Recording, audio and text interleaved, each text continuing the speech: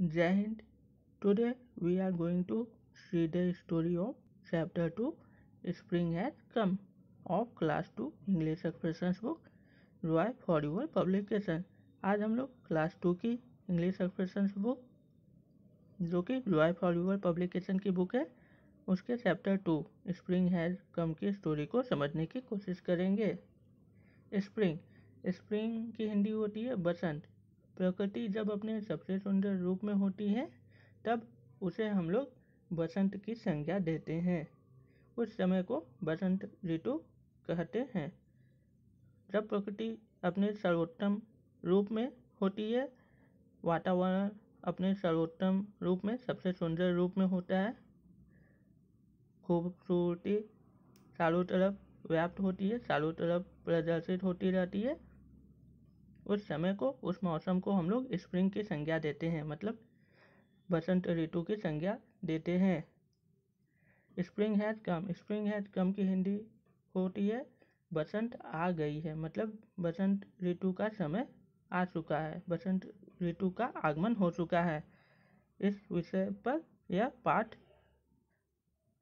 आधारित है। आइए हम लोग चैप्टर की स्टोरी को स्टार्ट करते हैं। पॉन्डर ओवर मतलब नीचे जो शब्द दिए गए हैं कुछ उन पर हम लोग विचार करेंगे और उनके अर्थों को समझने की कोशिश करेंगे जो शब्द इस बॉक्स में दिए गए हैं। पहला शब्द है पुश आउट मीन्स बाहर की ओर धक्का देना या बाहर की ओर निकलना या निकालना। यहाँ पर ज़्यादा अच्छा शब्द होगा बाहर की ओर निकालना या बाहर की ओर धक्का देना। नेक्स्ट वर्ड हम लोगों का है पीक मीन्स होता है झांकना, सूर्य छिपे देखना या तिरछी नजरों से देखना। नेक्स्ट वर्ड हम लोगों का है बरो मीन्स होता है मांड या बिल। छोटे छोटे जीव जंतु मिट्टी में बिल बना लेते हैं और उसी में रहते हैं तो उसको हम लोग इंग्लिश में बरो कहते हैं। जैसे खरगोश मिट्टी में अपने घर बनाता है बिल करके तो उसको इंग्लिश में हम लोग बरो कहते हैं। ऑटम मीन्स होता है पतझड़ या शरद ऋतु। साल का वह समय, वर्ष का वह मौसम जिस मौसम में प्रकृति मतलब पेड़ पौधे अपनी पत्तियों को गिराने लगते हैं उसको हम लोग इंग्लिश में ऑटम की संज्ञा देते हैं। जोज ऑफ मीन्स होता है सो गई, मतलब निद्रा की अवस्था में चले जाना। नेक्स्ट वर्ड हम लोगों का है ट्विटरिंग मीन्स होता है चहचहाना या सूं सूं करना। जब बर्ड्स खुश होते हैं और जो आवाज़ निकालते हैं, जो ध्वनियाँ उत्पन्न करते हैं उसको इंग्लिश में हम लोग ट्विटरिंग कहते हैं।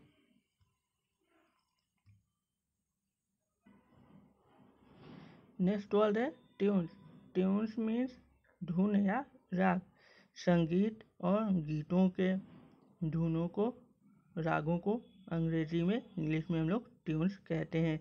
जैसे आप किसी संगीत को जब गुनगुनाते हैं तो मतलब आप ट्यून निकाल रहे होते हैं, ट्यून उत्पन्न कर रहे होते हैं, मतलब धुनों को उत्पन्न कर रहे होते हैं, उसी को इंग्लिश में हम लोग ट्यून्स कहते हैं। नेक्स्ट वर्ड है हारमोनियस मीन्स होता है लयबद्ध या संगीतमय या सामंजस्यपूर्ण।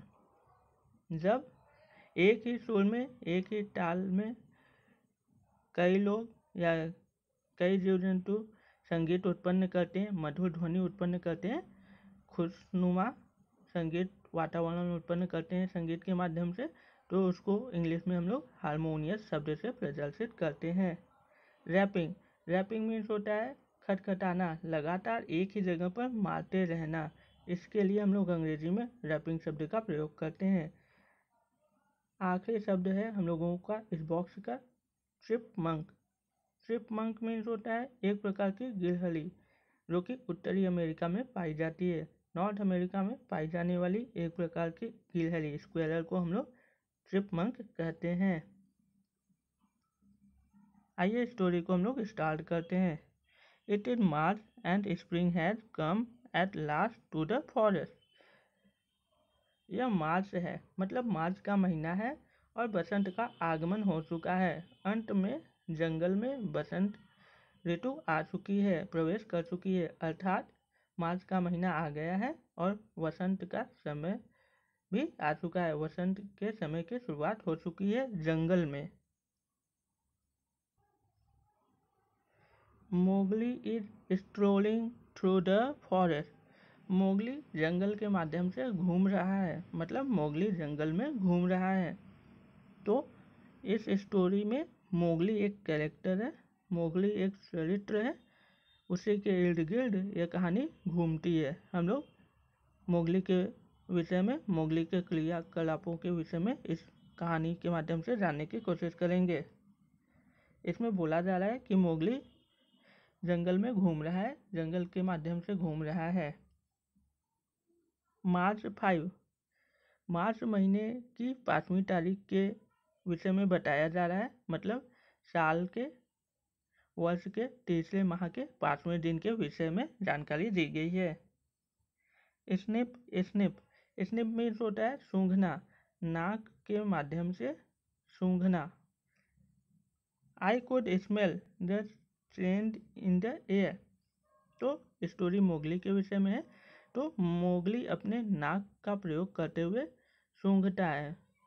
जिस तरह डॉग्स अपने नोज का प्रयोग करके हवा को सूंघने की कोशिश करते हैं, ठीक उसी प्रकार मोगली अपने नाक का प्रयोग करके वायु को सूंघने का प्रयास करता है और कहता है, I could smell the change in the air.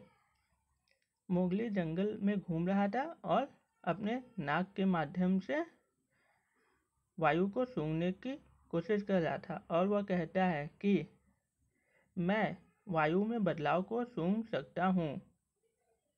The days are growing longer. Mowgli आगे कहता है कि दिन बड़े होने लगे हैं। The nights are getting shorter. और रात का समय छोटी होने लगी है। रातें छोटी होने लगी हैं, रात का समय कम होने लगा है। The ice and snow are quickly melting away. बर्फ और हिम, आइस को हिंदी में हम लोग बर्फ कहते हैं, स्नो को हिंदी में हम लोग हिम कहते हैं। दोनों वाटर के फॉर्म्स होते हैं, पानी के स्वरूप हैं दोनों। आइस जब पृथ्वी तल पर जल जम जाता है, ठोस अवस्था में हो जाता है, मतलब पानी जब पृथ्वी तल पर ही ठोस अवस्था को प्राप्त करता है तो उसको हम लोग आइस कहते हैं। और जब पानी इवापोरेट होकर भाप बन के वायुमंडल में जाता है और वहाँ पर जब फ्रीज हो जाता है और फिर पृथ्वी पर गिरता है बर्फ के छोटे छोटे टुकड़ों के रूप में, तो उसको हम लोग स्नो कहते हैं।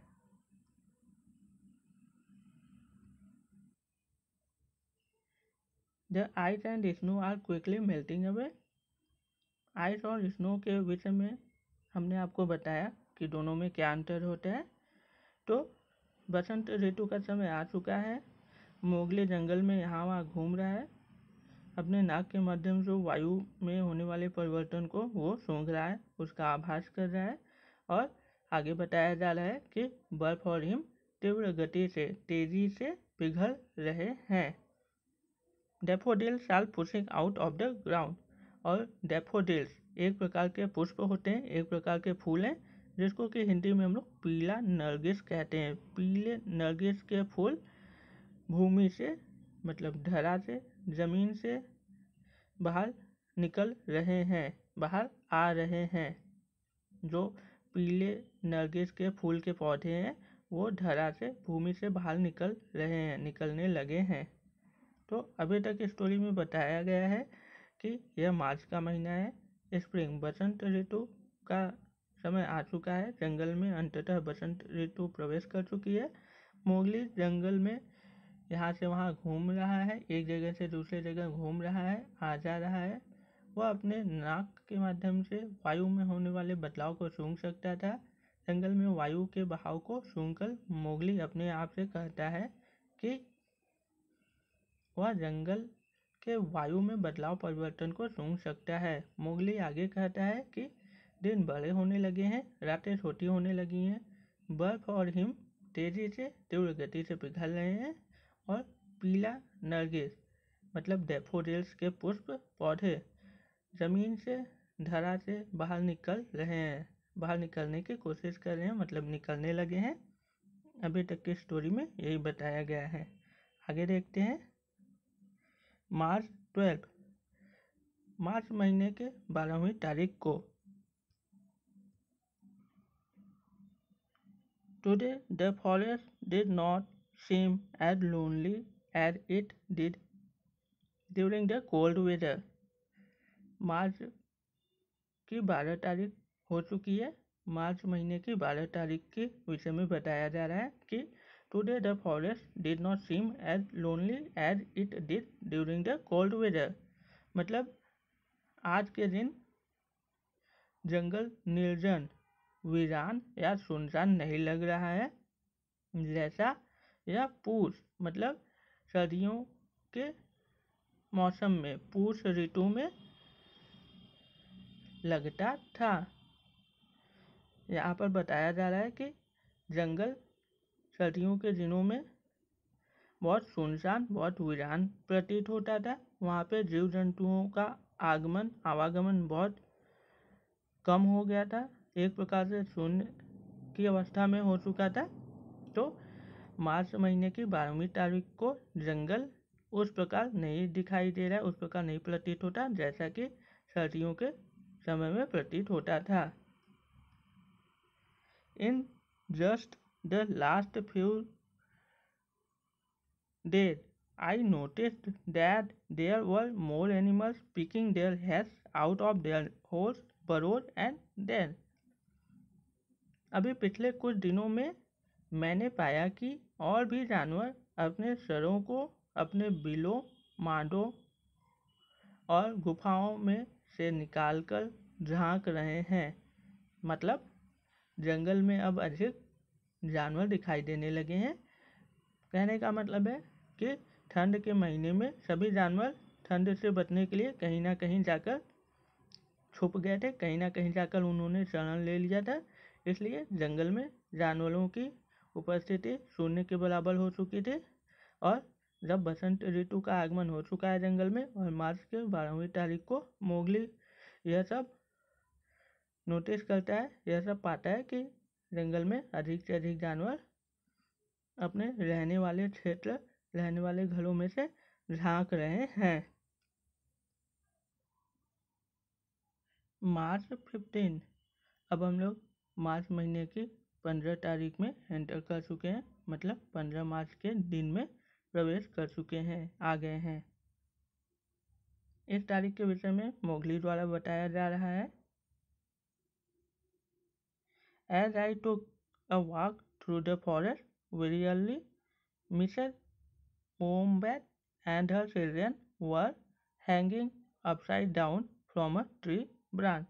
यहाँ पर ये मिसेस वोम्बैट है और ये उनके 2 बच्चे हैं जिनके लिए यहाँ पर हर चिल्ड्रन फ्रेज का प्रयोग हुआ है, वाक्यांश का प्रयोग हुआ है। तो मोगली कहता है कि जैसे ही मैंने जंगल में सैर प्रारंभ किया, एज आई टूक a walk through the forest, मतलब जैसे ही मैंने जंगल में सैर प्रारंभ किया, जल्दी ही मतलब सैर प्रारंभ करने के कुछ ही देर बाद मोगली देखता है कि श्रीमती कोआला, मिसेस के लिए हम लोग हिंदी में शब्द प्रयोग करते हैं श्रीमती। श्रीमती किसी महिला को सम्मान देने के लिए, सम्मान प्रदर्शित करने के लिए प्रयोग किया जाता है। आप स्टूडेंट्स हैं तो आपको मैनर्स बहुत ध्यान से फॉलो करने चाहिए, तो इसीलिए बड़ों का सम्मान करने के लिए हम लोगों को उचित शब्दों का प्रयोग करना आवश्यक है। तो यहाँ पर मोगली मिसेस शब्द का प्रयोग करता है, मतलब एक प्रकार से सम्मान प्रदर्शित करता है जीव जंतुओं के लिए। तो आपको भी एनिमल्स को सम्मान की दृष्टि से देखना चाहिए और उनके ऊपर बेरहमी से उनको प्रताड़ित नहीं करना चाहिए, मतलब उनको अच्छे से ट्रीट करना चाहिए, उनके साथ अच्छा व्यवहार करना चाहिए। तो मोगली कहता है कि जैसे ही मैंने जंगल में सैर प्रारंभ किया, मतलब मोगली ने जैसे ही जंगल में सैर प्रारंभ किया, उसके कुछ ही देर बाद मोगली देखता है कि श्रीमती कोआला, यहाँ पर ओम बैत शब्द आया हुआ है। ओम बैत शब्द के लिए हिंदी में हम लोग कोआला शब्द प्रयोग करेंगे। कोआला एक प्रकार का जीव होता है जो कि भालू के जैसा दिखाई देता है, जो कि ऑस्ट्रेलिया में मुख्यतः पाया जाता है। तो मोगली जैसे ही सैर प्रारंभ करता है, उसके कुछ ही देर बाद वह देखता है कि श्रीमती कोआला और उनके बच्चे एक पेड़ की शाखा से उल्टे लटक रहे थे। Hello Mowgli, said Mrs Wombat. तब मिसेस ओम्बैट मतलब श्रीमती कोआला जी कहती हैं, शुभ प्रभात मोगली। कोआला जी ने मोगली से कहा। यहाँ पर आप हेलो शब्द के लिए हिंदी में शुभ प्रभात शब्द का प्रयोग इसलिए करेंगे क्योंकि स्टोरी में बताया जा रहा है कि मोगली सुबह सुबह सैर करने के लिए निकला हुआ है जंगल में, मतलब जंगल में सुबह सुबह वह घूम रहा है, एक प्रकार से सैर कर रहा है। तो इसलिए हम लोग हेलो शब्द को हिंदी में शुभ प्रभात से प्रदर्शित करेंगे। तो मिसेस ओम्बैट मतलब श्रीमती कोआला जी ने मोगली को शुभ प्रभात कहा। उसके बाद मोगली, अगर कोई आपको गुड मॉर्निंग कहता है तो आपको उसका रिप्लाई देना ही चाहिए, ये एक गुड मैनर होता है। तो मोगली ने भी अपने अच्छे व्यवहार का प्रदर्शन करते हुए मिसेस ओम्बैट को मतलब श्रीमती कोआला जी को उनके अभिवादन का उत्तर दिया।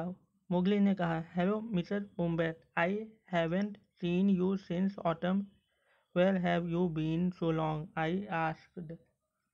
तब मोगली भी कहता है, शुभ प्रभात श्रीमती कोआला जी, मैंने आपको पिछले शरद ऋतु से नहीं देखा था। सिंस ऑटम, ऑटम के लिए हिंदी में हम लोग शरद ऋतु शब्द का प्रयोग करेंगे। तो मोगली कहता है कि शुभ प्रभात श्रीमती कोआला जी, मैंने आपको पिछले शरद ऋतु से नहीं देखा है। इतने समय तक, इतने लंबे समय से आप कहाँ थी? मोगली ने श्रीमती कोआला जी से यह प्रश्न पूछा। तब श्रीमती कोआला जी कहती हैं, she replied, we like to spend most of our winter indoors, and they close their eyes and nod off, they like to spend their days sleeping along. तब श्रीमती कोआला जी मोगली के प्रश्न का जवाब देते हुए कहती हैं कि हम लोग पूष माह के अधिकतर समय को घर के अंदर ही बिताना व्यतीत करना पसंद करते हैं। यहाँ पर पूष माह मतलब सर्दी के समय को, जाड़े के दिनों को हम लोग पूष माह कहते हैं। तो श्रीमती कोआला जी ने मोगली से कहा कि वे लोग पूष माह के अधिकतर समय को, सर्दियों के अधिकतर समय को घर के अंदर ही बिताना पसंद करते हैं। मतलब श्रीमती कोआला जी सर्दियों के अधिकांश समय को घर के अंदर ही बिताना पसंद करती हैं। और यह कहकर श्रीमती कोआला जी और उनके बच्चों ने अपनी आंखें बंद कर ली और वे सब सो गए। वे सभी पूरे दिन सोना पसंद करते हैं। यहाँ पर आप देख सकते हैं ये मोगली है जो कि अपनी जंगल की यात्रा पर निकला हुआ है स्प्रिंग सीजन में। और ये मिसेस ओम्बैट, श्रीमती कोआला जी और उनके बच्चे हैं जो कि मोगली से बात करने के बाद फिर से निद्रावस्था में चले गए हैं। मतलब यहाँ पर बताया गया अपनी आंखों को बंद कर लेते हैं और निद्रा की अवस्था में चले जाते हैं।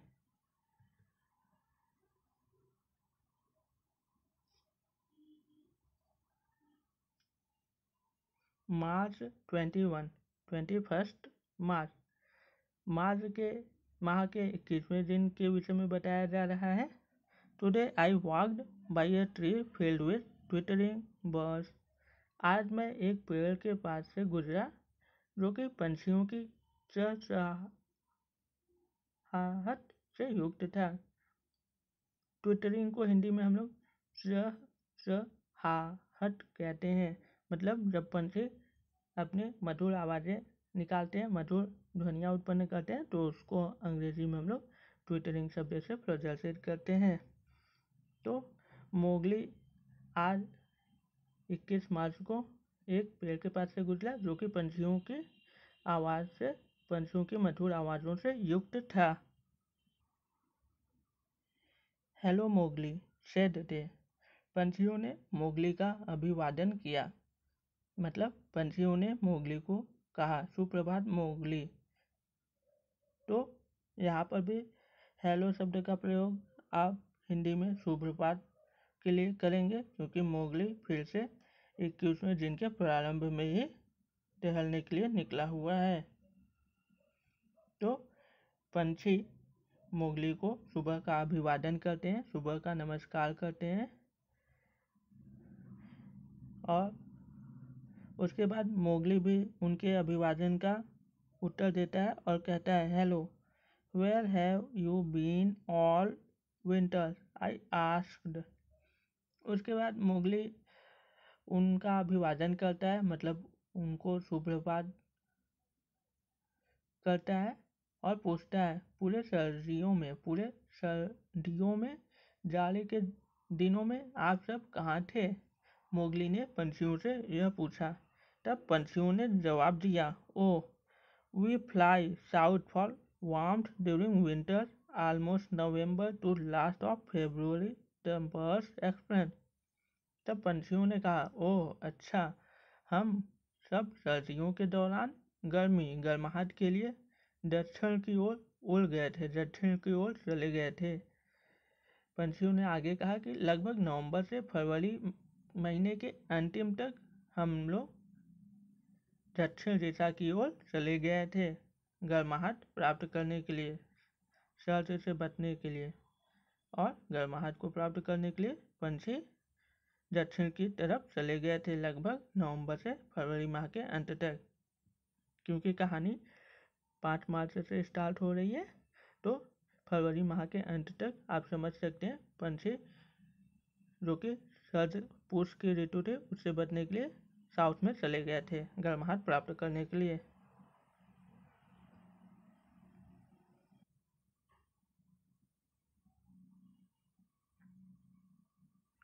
It was lovely to see them back in forest. It was harmonious to hear twittering tunes, chirps after so many months. Mowgli पंछियों से बात करने के बाद जब पंछी मोगली के प्रश्न का जवाब दे देते हैं, तब मोगली आगे बढ़ते हुए कहता है कि यह बहुत अच्छा था। मतलब जानवरों को, पंछियों को वापस जंगल में देखकर मोगली को बहुत अच्छा लगा, क्योंकि इतने महीनों के बाद, इतने लंबे समय के बाद पंछियों के हर्ष युक्त मधुर आवाज़ें और वातावरण को खुशनुमा माहौल में परिवर्तित करने वाले पंछियों के चहकने की आवाज़ें और कलरों को सुनने का समय आ चुका था। मतलब बसंत ऋतु का आगमन हो चुका था। जीव जंतु पंछी जंगल में वापस आ चुके थे और प्रसन्नता के साथ यहाँ वहाँ विचरण कर रहे थे।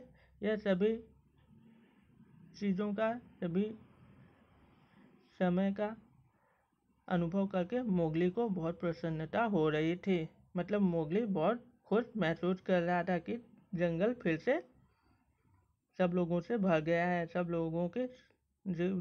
प्रकार के जीव जंतुओं से भर चुका है और उनके मधुर आवाज़ सभी जीव जंतु अपने दैनिक क्रियाकलापों में व्यस्त हो चुके हैं। इस तरह जंगल एक व्यस्त जगह हो चुका था और मोगली को यह सब बहुत अच्छा लग रहा था, इसलिए मोगली बहुत खुश था।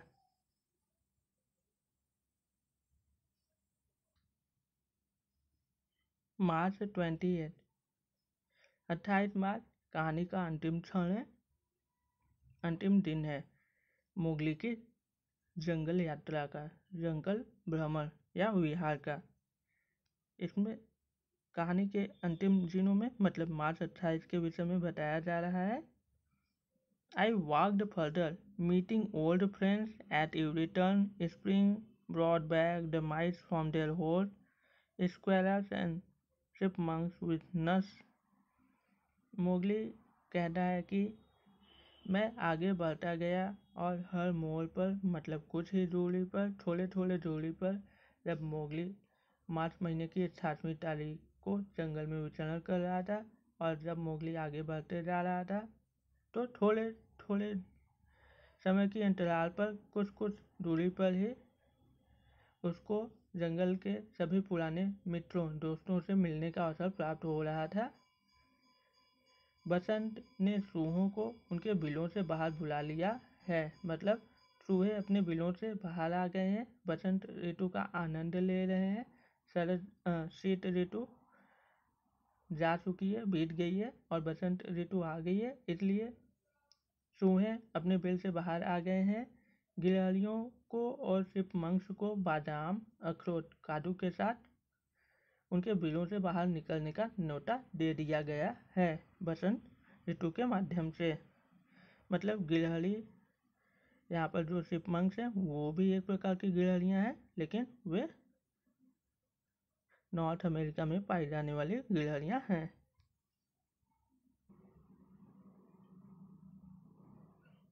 यहाँ पर आप देख सकते हैं ये गिलहरियाँ हैं जो अपने बिल से बाहर आ रही हैं। ये माउस है जो अपने बिल से बाहर आ रहा है। आगे कहानी में बताया जा रहा है, I heard woodpecker rapping at a pine tree.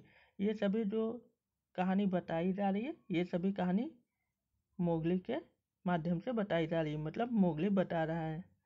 तो मोगली आके कहता है कि I heard a woodpecker rapping at a pine tree, I saw ducks swimming on the pond. Mowgli कहता है कि मैंने एक कठफोड़वा, वुडपेकर एक प्रकार का पंछी है जिसको हिंदी में हम लोग कठफोड़वा कहते हैं। मैंने एक कठफोड़वा पंछी को लगातार एक देवदार के वृक्ष को मारते सुना। पाइन ट्री को हिंदी में हम लोग देवदार का वृक्ष कहते हैं।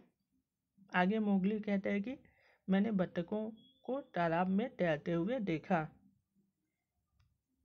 आगे अंत में मोगली अपने शब्दों को विराम देते हुए कहता है कि yes, the 4 months of difficult winter had gone and spring had come. अंत में मोगली एक आराम की सांस लेते हुए खुद से कहता है कि हाँ, सर्दियों के कठिन 4 माह जा चुके हैं, बीत गए हैं और बसंत आ चुकी है। मतलब मोगली खुश है कि जाड़े का कठिन समय बीत चुका है और बसंत का खुशनुमा मौसम समय आ गया है, जिससे जंगल में पुनः एक बार फिर से रौनक लौट आई है। यहाँ पर आप देख सकते हैं कि ये डक्स हैं जो पॉन्ड में तैर रहे हैं। ये वुडपेकर है जो पाइन ट्री को लगातार मारे ही जा रहा है, मतलब पाइन ट्री में अपने चोंच से। वुडपेकर की चोंच काफ़ी लंबी होती है और मजबूत होती है, जिसके माध्यम से वुडपेकर पेड़ों के तनों में या मजबूत शाखाओं में छेद करते हैं और उसी में रहने लगते हैं। तो वुडपेकर यहाँ पर पाइन ट्री में लगातार अपने चोंच के माध्यम से रैगिंग, मतलब उसको मारता ही जा रहा है। तो मोगली ने मार्च महीने के बारे में, जंगल के विषय में सभी बातें बताई। इस तरह हम लोगों ने इस चैप्टर अध्याय की कहानी को ख़त्म कर लिया। नेक्स्ट वीडियो में हम लोग इसके एक्सरसाइज के सभी पार्ट को कवर करेंगे। If you like my video then like share subscribe my channel and support me. Like share the video, also share it with your friends, with your school and coaching friends. If you have any problem, ask your problem in the comment section. Thank you. यहाँ पर आपकी story में कुछ शब्द आए हुए हैं, जैसे कि डैफोडिल। डैफोडिल्स एक प्रकार के फूल होते हैं जिनको हिंदी में हम लोग पीला नरगिस कहते हैं।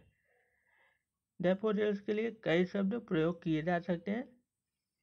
नॉर्मली जो शब्द प्रयोग किया जाता है डैफोडिल्स के लिए हिंदी में, उसका हम लोग पीला नरगिस से संबोधित करते हैं। डैफोडिल्स को हम लोग पीला नरगिस के पुष्प से संबोधित करते हैं, जिसके लिए इंग्लिश में नार्किस शब्द का भी प्रयोग किया जाता है। डैफोडिल्स कई प्रकार के होते हैं, ये आप देख सकते हैं। डैफोडिल्स पिक्चर्स हैं। डैफोडिल्स पुष्प की कुछ तस्वीरें हैं, आप देख सकते हैं। ये एक कविता है डैफोडिल्स पुष्प के ऊपर, जो कि एक मशहूर कवि विलियम वर्ड्सवर्थ के द्वारा लिखी गई है। जब आप बड़े क्लासेस में जाएंगे तब आप इस कविता को पढ़ेंगे। यहाँ पर बताया जा रहा था कि बसंत ऋतु में पंछी बहुत खुशी के साथ गीत गाने लगते हैं, गुनगुनाने लगते हैं। प्रकृति अपने सबसे सुंदर रूप में होती है। तो आप देख सकते हैं यहाँ पर पंछी भी खुश है और प्रकृति भी अपने खूबसूरत रूप में है। आगे आप यहाँ देख सकते हैं प्रकृति स्प्रिंग के मौसम में बहुत खूबसूरत हो जाती है। ये एक पिक्चर है जो कि जम्मू कश्मीर के ट्यूलिप गार्डन से ली गई है। ट्यूलिप एक प्रकार का पुष्प होता है और ये पिक्चर स्प्रिंग सीजन में स्प्रिंग के मौसम में क्लिक की गई है। तो आप समझ सकते हैं कि प्रकृति अपने सबसे सुंदर रूप में होती है स्प्रिंग के महीने में, बसंत के ऋतु में। यहाँ पर आप देख सकते हैं ये पुष्प कितने सुंदर लग रहे हैं। ये स्प्रिंग के मौसम में क्लिक की हुई पिक्चर है। जब बसंत ऋतु का आगमन होता है तो हम लोगों की संस्कृति में, सनातन संस्कृति में बसंत पंचमी का पर्व मनाया जाता है, जो कि सरस्वती माता को ज्ञान की देवी, ज्ञान, सभ्यता आदि की देवी को समर्पित है। और इसको हम लोग बसंत पंचमी के पर्व के रूप में आयोजित करते हैं, मनाते हैं। सरस्वती माता को हम लोग ज्ञान की देवी, सभ्यता की देवी आदि संगीत की देवी मानते हैं। यहाँ पर पूष शब्द आया हुआ है जो कि विंटर के हॉलीडेज के बारे में था। तो उसके ऊपर ठंड के दिनों पर एक बहुत ही बेहतरीन, बहुत ही सुंदर कहानी मुंशी प्रेमचंद जी के द्वारा लिखी गई है, जो कि कहानी का नाम है पूष की रात। जब आप बड़ी कक्षा में जाएंगे तो आप ये कहानी पढ़ेंगे। ये मुंशी प्रेमचंद जी हैं जो कि बहुत ही प्रसिद्ध हैं हिंदी के क्षेत्र में। यहाँ पर बताया भी जा रहा है कि पूष की रात मुंशी प्रेमचंद की कहानी है। ये कोआला है जो मिस्र उम्बैट शब्द प्रयोग हुआ था। तो ये उसी जीव की एक तस्वीर है जो कि भालू के जैसा दिखता है, छोटे भालू के जैसा दिखता है। इसके पंजे बहुत मजबूत होते हैं, इसलिए ये लोग अपने जीवन के अधिकतर समय में पेड़ों पर ही रहते हैं। ये ज़मीन पर बहुत कम रहते हैं और इनके पंजे बहुत मजबूत होते हैं, इनकी टांगें मजबूत होती हैं, इसलिए ये लोग पेड़ से हमेशा लटके रहते हैं। और ये जीव जो कि उम्बैट है वो अमेरिका में पाया जाता है मुख्यतः। यहाँ पर देख सकते हैं ये कोआला है, मतलब मिस्र उम्बैट जो है स्टोरी में वो जीव है। ये जीव नॉर्मली जनरली पेड़ों पर ही रहते हैं। इनके पंजे मजबूत होते हैं, टांगें मजबूत होती हैं, इसलिए ये लोग हमेशा पेड़ों पर ही रहते हैं। ये आप देख सकते हैं ये जीव हमेशा पेड़ पर ही रहते हैं। आप अगर गूगल करेंगे तो आपको इस जीव की ज़मीन पर रहते हुए बहुत कम ही तस्वीर देखने को मिलेगी। अधिकतर तस्वीर आप पेड़ों पर ही इनके पाएंगे। यहाँ पर कहानी में बताया गया था कि डक्स पॉन्ड में स्विमिंग कर रहे थे। तो आप देख सकते हैं ये पॉन्ड है, पॉन्ड में डक्स सब स्विम कर रहे हैं। यहाँ पर आप देख सकते हैं डक्स हैं, पॉन्ड्स में स्विम कर रही थी, अब बाहर आ रही हैं। इस तरह हम लोगों ने पूरी स्टोरी को कवर कर लिया। अगर आपको स्टोरी अच्छी लगी हो तो इसको लाइक कीजिए, चैनल को सब्सक्राइब कीजिए और आपका कोई टॉपिक हो तो आप अपने टॉपिक को कमेंट सेक्शन में कमेंट कर सकते हैं। Thank you.